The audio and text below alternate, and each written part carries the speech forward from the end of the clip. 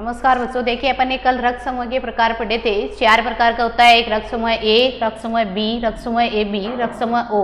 अपन कल जो है प्रतिजन और प्रतिरक्षी दोनों की बात कर चुके थे।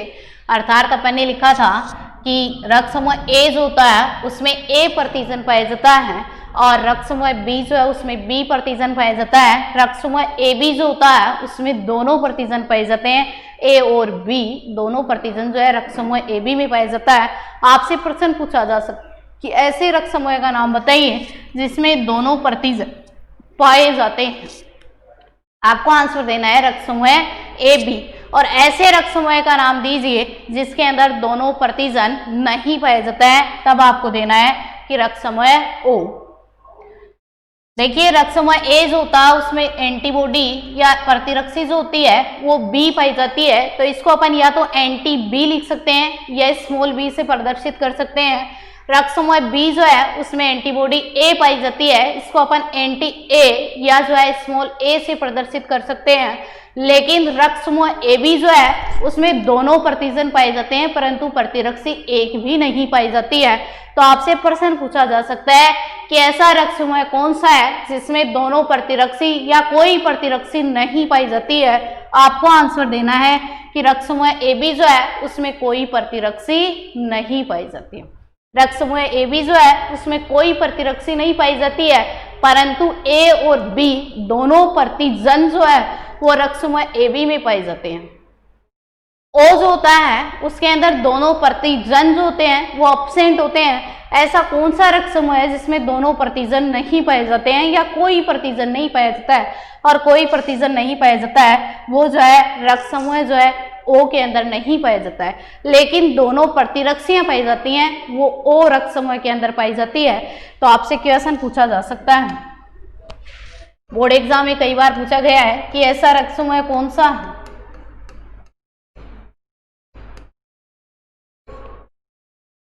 कौन सा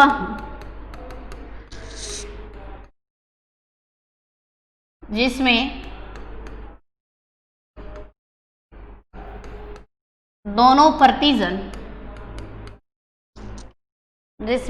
प्रतिजन पाए जाते हैं।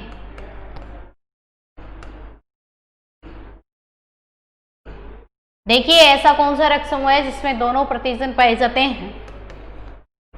दूसरा क्वेश्चन, वो आंसर 1 मिनट बाद में लिखेंगे कि ऐसा कौन सा रक्त समूह है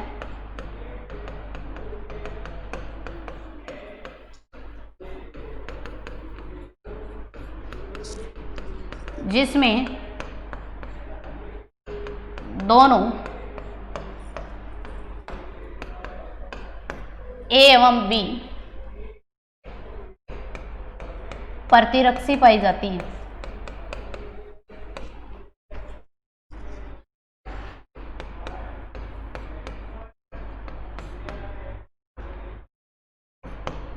इसके बाद में देखिए तीसरा प्रश्न कि ऐसा कौन सा रक्त समूह है, कौन सा रक्त समूह है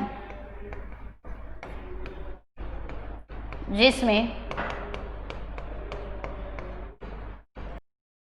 तो ऐसा कौन सा रक्त समूह है जिसमें दोनों प्रतिरक्षी नहीं पाई जाती हैं।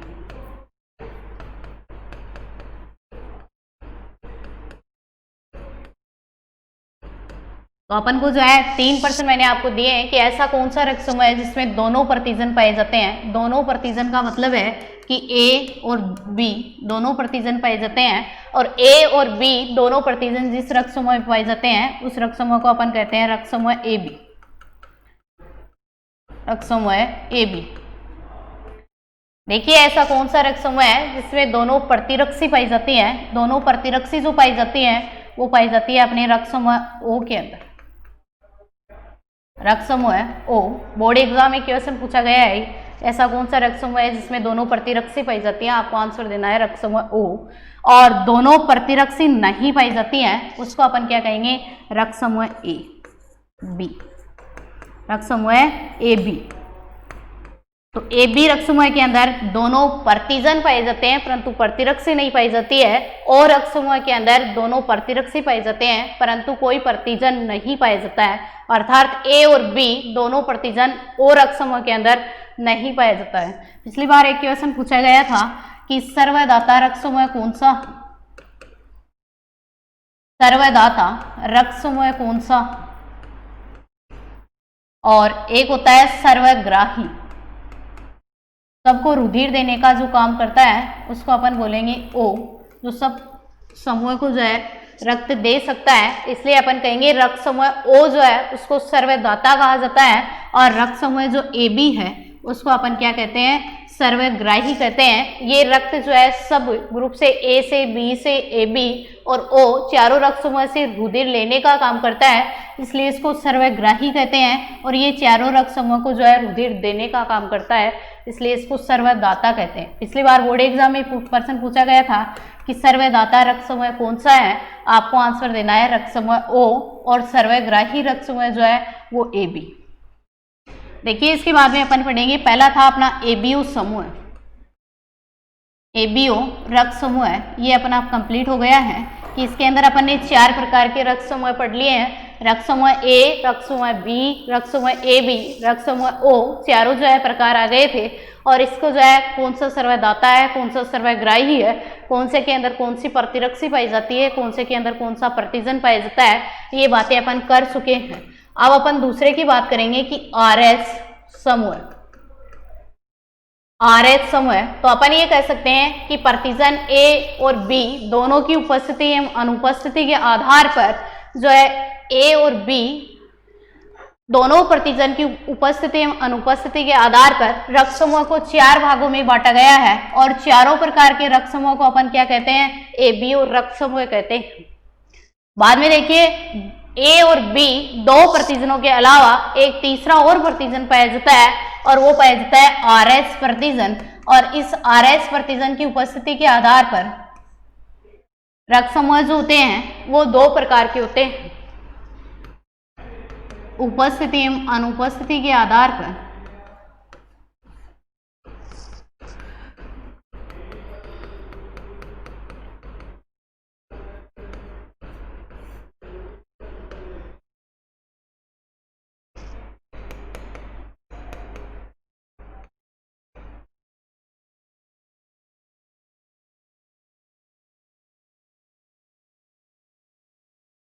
आरएच समूह। आरएच समूह में अपन ये लिखेंगे कि रक्त समूह में या रक्त समूह में ए एवं बी दोनों प्रतिजनों के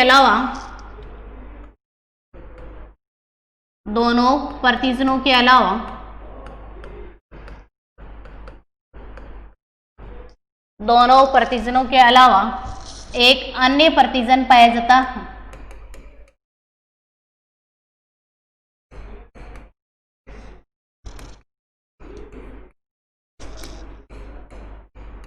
एक अन्य प्रतिजन पाया जाता है जिसे आरएच प्रतिजन कहते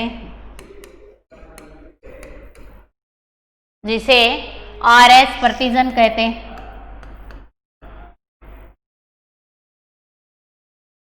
कि रक्त समूह ए और बी दो प्रतिजनों के अलावा रक्त समूह के अंदर 2 प्रतिजनों के अलावा एक तीसरा प्रतिजन और पाया जाता है, जिसको अपन क्या कहते हैं, आरएस प्रतिजन कहते हैं।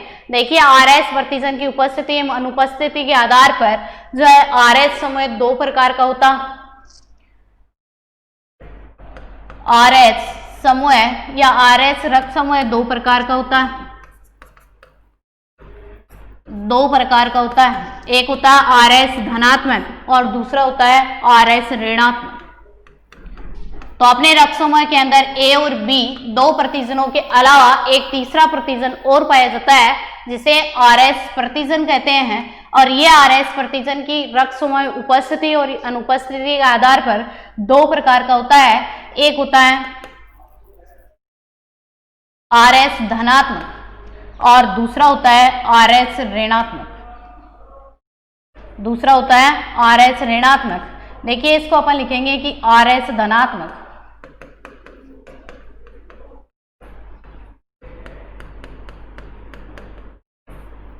और दूसरा होता है RS ऋणात्मक।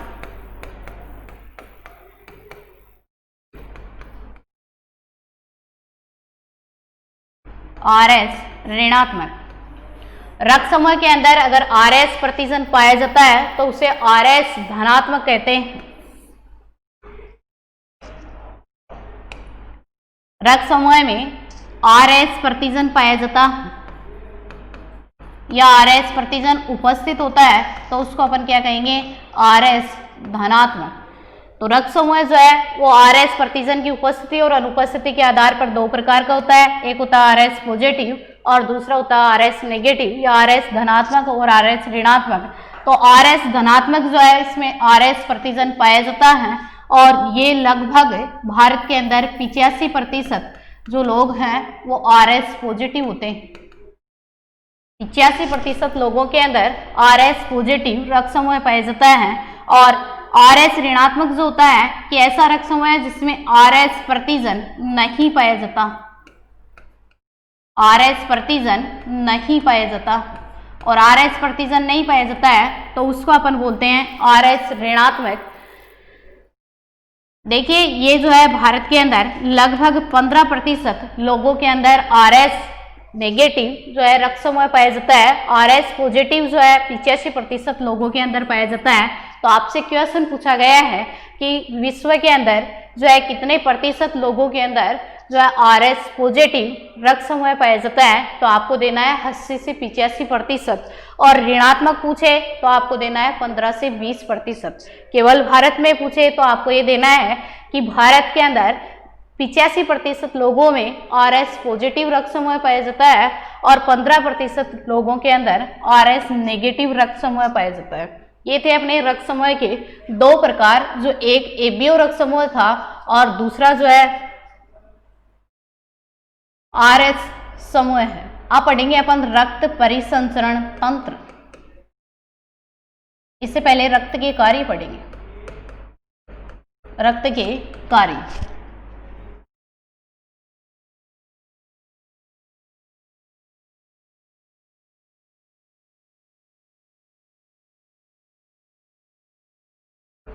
रक्त क्या काम करता है? देखिए एक तो रक्त जो है अपने ऊतकों के अंदर ऑक्सीजन और विभिन्न पोषक पदार्थों को परिवहन करने का काम करता।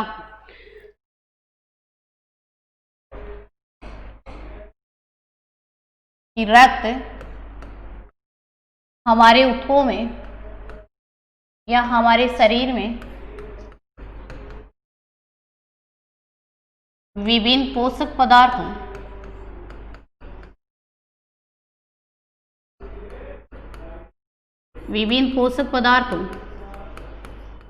एवं ऑक्सीजन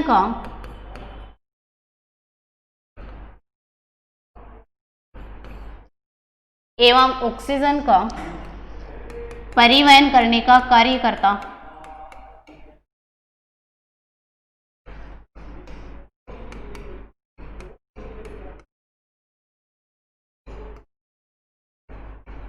कि रक्त हमारे शरीर में विभिन्न प्रकार के पोषक पदार्थों को एक स्थान से दूसरे स्थान पर और ऑक्सीजन को जो है परिवहन करने का काम करता है। दूसरा अपन ये लिख देंगे कि ऊतकों में बने अपशिष्ट पदार्थों को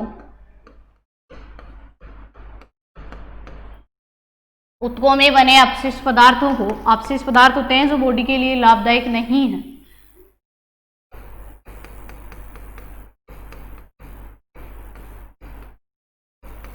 पदार्थों को शरीर से बाहर निकालने में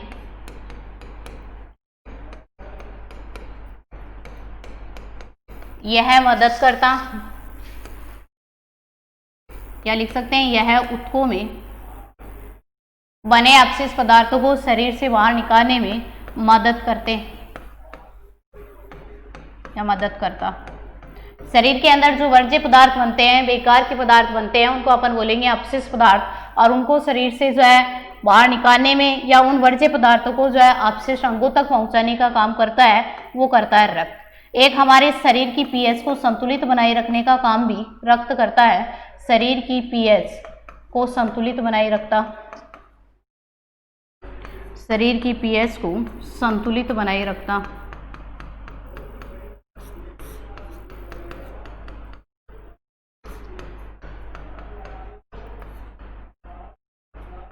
हमारे शरीर के ताप को नियंत्रित करने का काम करता है। तो अपन नेक्स्ट लिखेंगे कि शरीर के ताप को नियमित बनाए रखने का काम करता है।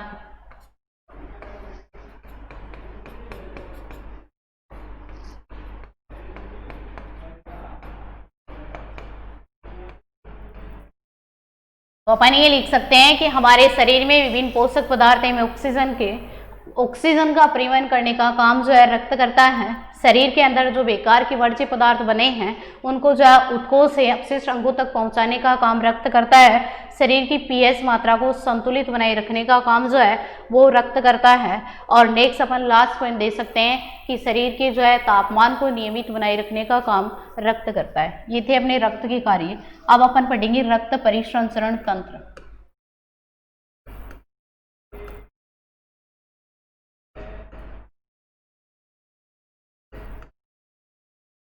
रक्त परिसंचरण तंत्र, देखिए हमारे शरीर के अंदर विभिन्न प्रकार के पोषक पदार्थों को, ऑक्सीजन को एक स्थान से दूसरे स्थान तक परिवहन करने का एवं अपशिष्ट पदार्थों को उत्सर्जी अंगों तक पहुंचाने का काम जो करता है वो करता है रक्त परिसंचरण तंत्र। कि हमारे शरीर में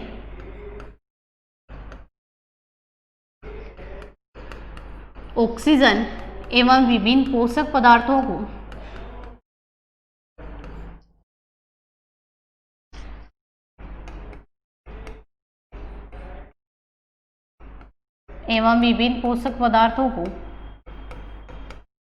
एक स्थान से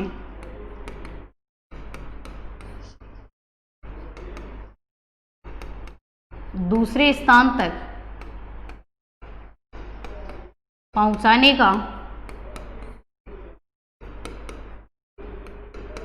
एवं शरीर में बने अपशिष्ट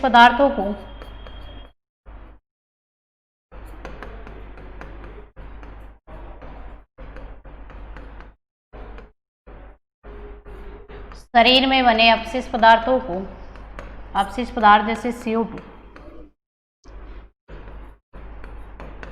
उत्सर्जी अंगों तक पहुंचाने का काम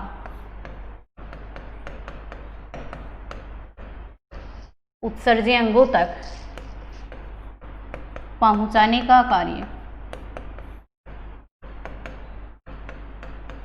रक्त परिसंचरण द्वारा किया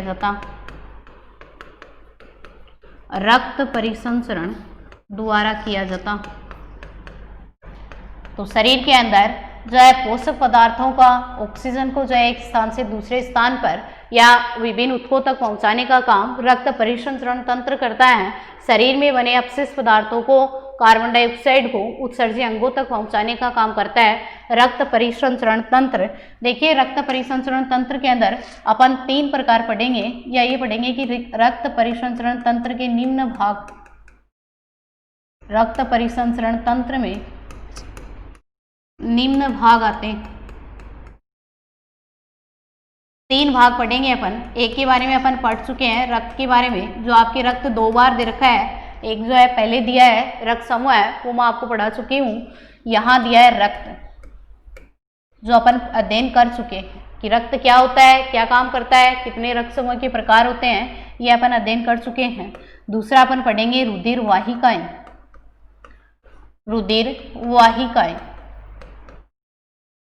और तीसरा अपन पढ़ेंगे हृदय, हार्ट के बारे में पढ़ेंगे। तो देखिए अपन रक्त का अध्ययन कर चुके हैं कि रक्त एक तरल संयोजी ऊतक होता है जो लाल रंग का दिखाई देता है। इसकी पीएच जो है 7.4 होती है, नमकीन जैसा स्वाद होता है। इसका जो है हल्का क्षारीय प्रकृति का होता है। रक्त के अंदर हीमोग्लोबिन श्वसन वर्णक पाया जाता है, जिसके कारण हमें लाल दिखाई देता है। कितने प्रकार का होता है, क्या काम करता है, ये अपन अध्ययन कर चुके हैं पीछे की क्लास में। आज अपन पढ़ेंगे रुधिर वाहिकाओं के बारे में और मानव हृदय के बारे में। तो रुधिर वाहिकाएं जो होती हैं अपन यहाँ 3 प्रकार की पढ़ेंगे। रुधिर वाहिकाएं क्या काम करती हैं कि अपनी बॉडी में ब्लड को जो है पंप करने का काम करती है, या जो है शरीर के विभिन्न भागों तक रक्त पहुंचाने का एवं शरीर के विभिन्न भागों से रक्त को इकट्ठा करके हृदय में लाने का जो काम करती हैं वो करती हैं रुधिर वाहिकाएं। अपन 3 प्रकार की यहाँ वाहिकाएं पढ़ेंगे। एक पढ़ेंगे धमनी, दूसरी पढ़ेंगे सीरा, और तीसरी अपन पढ़ेंगे रुधिर केशिकाएं।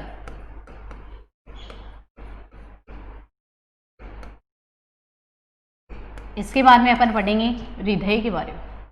देखिए रुधिर जो है वो हमारी रुधिर वाहिनियों में बहता है और ये रुधिर वाहिनियां जो होती है 3 प्रकार की होती हैं। एक होती है धमनी, सीरा और रुधिर केशिकाएं, या इनको अपन कह सकते हैं रुधिर वाहिकाएं। ये रुधिर वाहिकाएं जो होती हैं इनके अंदर पहली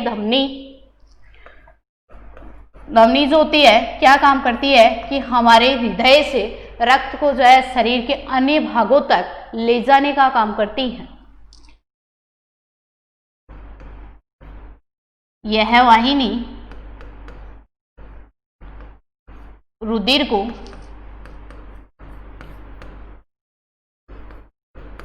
शरीर के अन्य भागों तक पहुंचाने का काम करती है।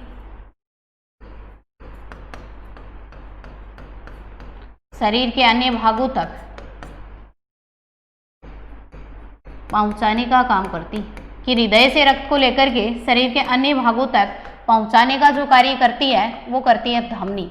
देखिए धमनियां जो होती है इनकी भित्ति मोटी होती है, इनकी दीवार मोटी होती है, जिसके कारण इनके अंदर रक्त जो बहता है वो दाब के साथ बहता है। तो अपन दूसरा पॉइंट ये दे सकते हैं कि धमनी की दीवार या लिख सकते हो भित्ति, वाल जिसको अपन कहें, मोटी होती है। अतः इनमें रुधिर दाब के साथ बहता है।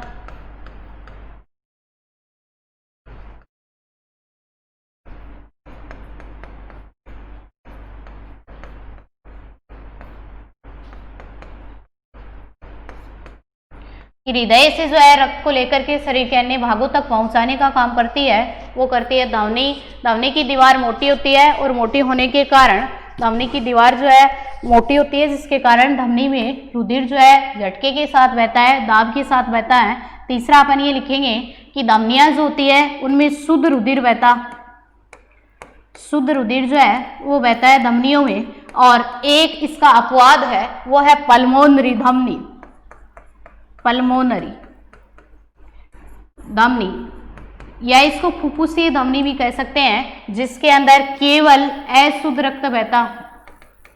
जितनी भी धमनियां होती हैं उनके अंदर शुद्ध रुधिर बहता है, लेकिन एक धमनी जो है फुफ्फुसीय धमनी या इसको पल्मोनरी धमनी कहते हैं, इसके अंदर जो है अशुद्ध रक्त बहता है। बाकी जितनी भी धमनियां हैं उनके अंदर जो है रुधिर शुद्ध बहता। देखिए इसके बाद में अपन पढ़ेंगे सिराएं। सिराएं इनसे जस्ट उल्टा काम करती हैं कि सिराएं क्या काम करती हैं कि शरीर के अन्य भागों से रक्त को इकट्ठा करके हृदय में लाने का काम करती हैं। ये शरीर के विभिन्न भागों से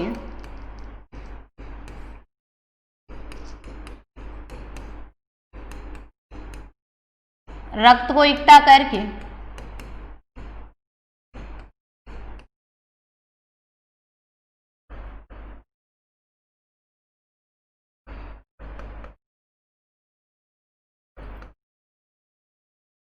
को इकट्ठा करके हृदय में लाने का काम करती है।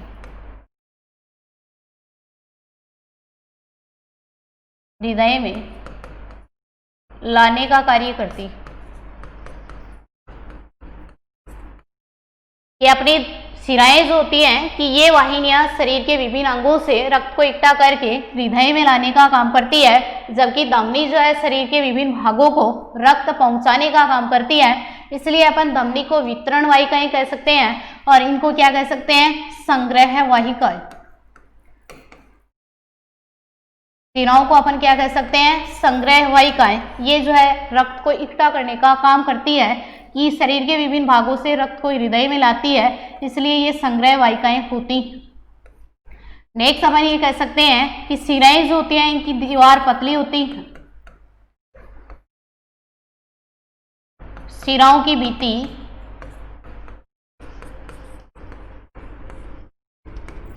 पतली एवं लचीली होती है।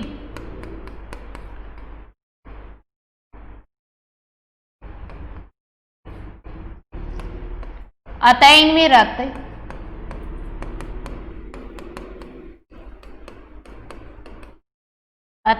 रक्त सामान्य गति से बहता।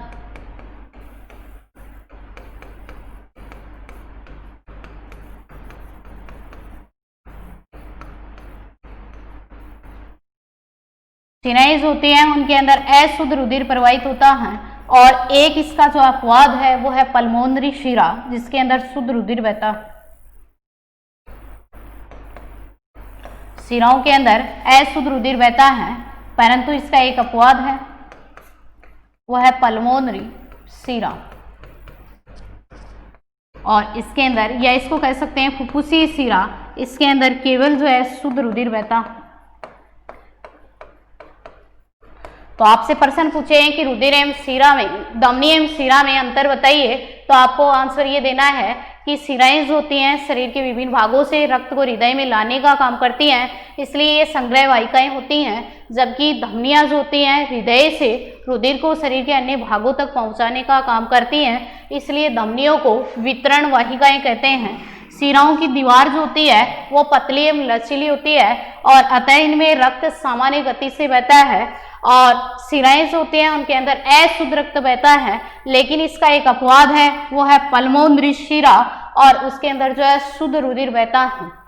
धमनियां जो होती हैं उनके अंदर शुद्ध रुधिर बहता है, लेकिन एक फुफ्फुसीय धमनी जिसको पल्मोनरी धमनी कहते हैं, उसके अंदर जो है अशुद्ध रुधिर बहता है, अशुद्ध रुधिर बहता है। देखिए रुधिर केशिकाएं जो होती हैं वो रुधिर शिराएं एवं रुधिर धमनियों दोनों की तरह काम करती हैं, या ये कहें कि शिराओं और धमनियों के बीच जो काम करने वाली रुधिर वाहिकाएं हैं उनको अपन रुधिर केशिकाएं कहते हैं। तो अपन तीसरी प्रकार की पढ़ेंगे, वो पढ़ेंगे रुधिर केशिकाएं।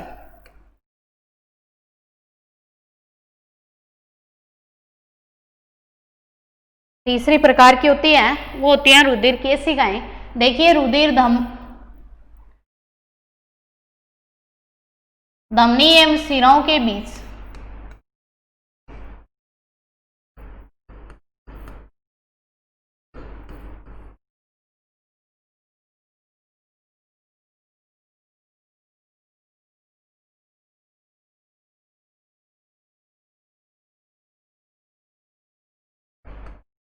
धमनिकाओं एवं शिराओं के बीच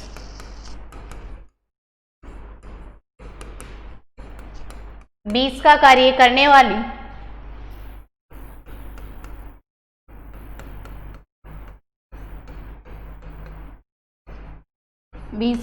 करने वाली रुधिर वाहिकाएं रुधिर केशिकाएं कहलाती हैं।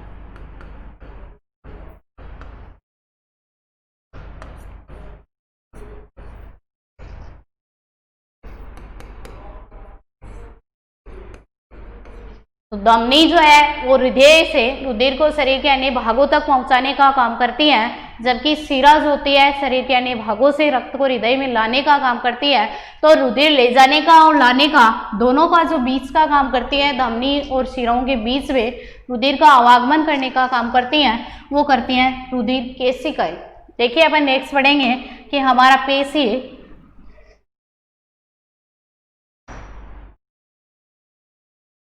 मानव हृदय।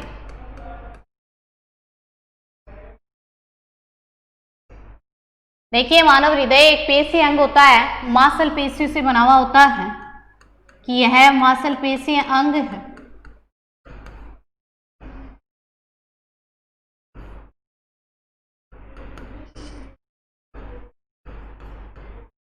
हृदय मांसल पेशीय अंग होता है।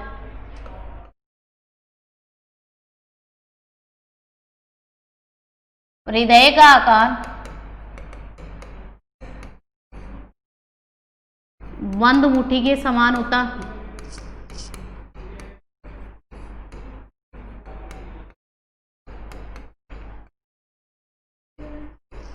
बंद मुट्ठी के समान होता है। हृदय का आकार जो होता है वो बंद मुट्ठी के समान होता है। हृदय के चारों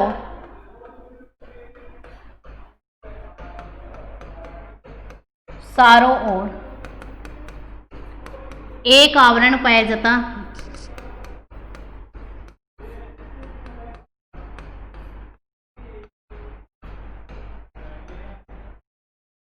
जिसे हृदय आवरण या पेरिकार्डियम कहते हैं।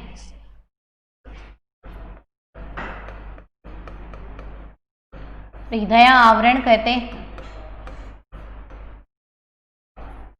इसमें पेरिकार्डियम द्रव्य भरा रहता,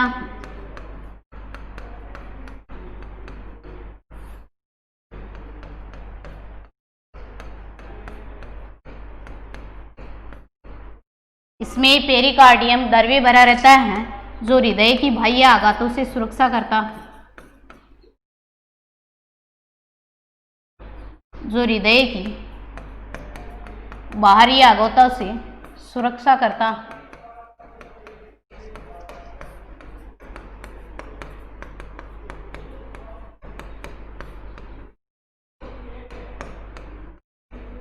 हृदय एक बंद मुट्ठी के आकार का होता है और ये एक मांसपेशियों से बना हुआ अंग होता है। ये हमारे हृदय के चारों ओर एक आवरण पाया जाता है जिसको अपन पेरिकार्डियम या हृदय आवरण कहते हैं। इसके अंदर जो है पेरिकार्डियम द्रव्य भरा रहता है जो हृदय की बाहरी चोटों से या बाहरी आघातों से रक्षा करने का काम करता है। नेक्स्ट इसकी स्ट्रक्चर के बारे में अपन कल पढ़ेंगे। धन्यवाद।